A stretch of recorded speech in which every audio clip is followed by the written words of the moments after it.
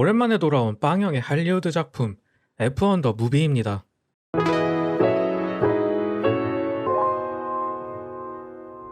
F1 더 무비는 F1을 배경으로 한 영화로 탑건 매버릭을 연출했었던 조셉 코신스키와 각본가 에런 크러거가 다시 힘을 합친 신작입니다. F1에서 은퇴하다시피 한 카 레이서인 소니 헤이즈는 떠돌아다니며 객원 드라이버로 생활하던 인물입니다. 그렇게 다음 드라이버 생활을 위해 떠돌던 소니는 오래전 F1에서 같이 뛰었던 친구인 루벤의 부탁을 받습니다. 자신이 소유하고 있는 팀인 에이펙스는 매번 꼴찌만 하는 팀입니다. 루벤은 이사회의 압박을 받기 시작하고 이제 남은 9경기 동안 1등을 못하면 에이펙스는 루벤의 손에서 사라질 예정이었죠. 이에 대한 구원투수로 루벤은 소니를 찾은 것이었죠. 소니 헤이즈는 망설이다 자신의 꿈을 위해 오래 떠났던 F1으로 다시 돌아오면서 이야기는 시작됩니다. F1 더 무비는 전형적인 스포츠 영화의 흐름으로 흘러갑니다. 소니가 새로운 인물로 오고 기존에 있었던 팀이 환골탈퇴하는 형식으로요. 물론 여기서 버디 무비의 느낌을 살짝 가져갑니다. 에이펙스의 드라이버는 소니와 슈퍼 루키인 조슈아의 둘만의 이야기도 그려냅니다. 이렇게 보면 F1 더 무비는 사실 뜯어보면 굉장히 평범한 이야기입니다. 하지만 그렇다고 재미없는 영화는 아닙니다. 특히 이 영화는 호불호가 안 갈릴 만한 영화죠. 어떻게 보면 과장을 보태서 F1 더 무비는 우리가 왜 극장에서 영화를 봐야 하는지 잘 보여주는 영화입니다. 빵빵한 사운드와 IMAX 같은 거대한 스크린에서 이 영화를 본다면 더할 나위 없이 재밌는 경험을 하실 수 있습니다. 특히 한스 짐머의 음악과 F1의 카레이싱의 장면들이 눈과 귀를 호강시킨다는 기분을 느꼈습니다. 물론 이 영화 장점만 있지는 않습니다. 일단 첫 번째, 이 영화 러닝타임이 생각보다 깁니다. 155분입니다. 이게 영화의 텐션을 잘 준다면 지루하지 않게끔 느낄 수 있는 부분입니다만 문제가 하나 있습니다. 여러분 혹시 짜장면 좋아하시나요?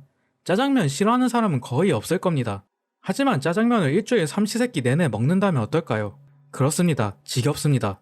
이 영화 F1 더 무비가 그렇습니다. 화려한 CG와 연출, 그리고 기가 막힌 음악. 보다 보면 눈이 호강하고 귀가 즐겁습니다. 하지만 이게 155분 동안 계속해서 보여준다면?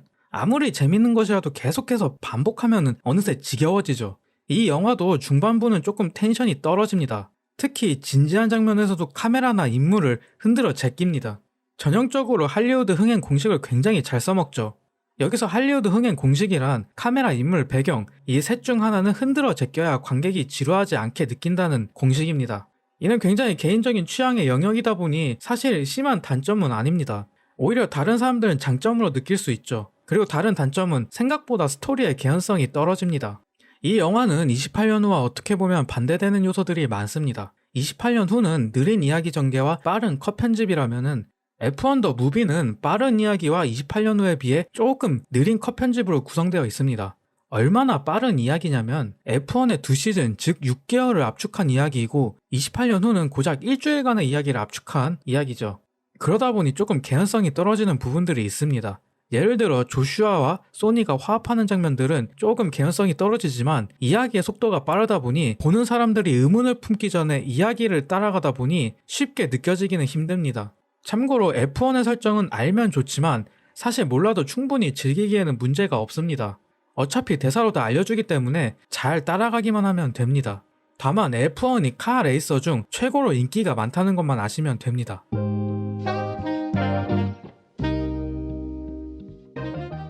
영화는 전체적으로 호불호 안 갈리고 잘 만든 영화입니다. 개인적으로 영화관에서 보시는 걸 추천드리고 보신다면 빵빵한 사운드 혹은 빵빵한 화질로 보는 걸 추천드립니다. 이 영화의 가격은 2만원입니다. 확실히 믿고 보는 빵형입니다. 개인적으로 돌비로 다시 보러 갈까 고민이네요. 이상 다음 리뷰에서 뵙겠습니다.